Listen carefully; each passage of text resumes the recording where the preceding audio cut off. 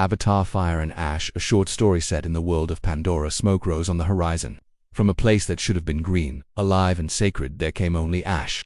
The trees were blackened skeletons. The air smelled of sulfur and scorched earth.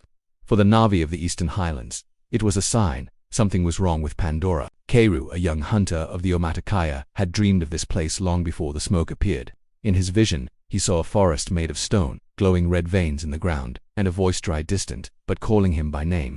It was not Awa, it was something else. When the tribe's elders gathered under the Tree of Voices, Kairu stepped forward. "I must go," he said. "The land is burning, and something is awake beneath it."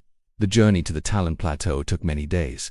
Once rich in life, the path became more barren with every step. Flowers turned gray, insects vanished, the air grew still.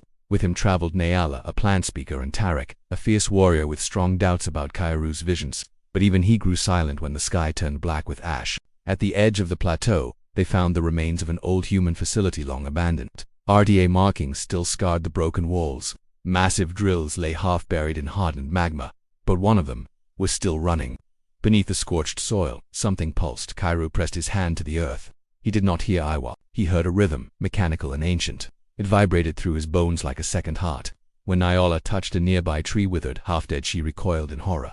"The roots are burning from within," she whispered. "This fire is not natural." They camped near a cave that night, but sleep did not come easy.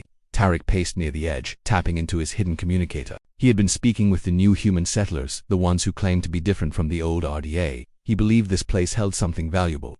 "With this kind of heat," he told Kairu, "we could power an entire moon. This is evolution."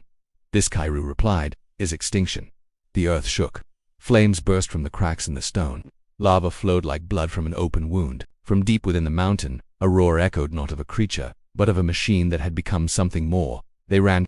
At the base of the caldera, Kairu saw it emerging from molten rock, a glowing mass of metal and plasma. Not a beast, but an energy form, a ZH-07, a synthetic fusion core once buried by the RDA, now sentient from years of contact with Pandora's neural network. It was alive, but twisted, seeking purpose, devouring the world around it to survive.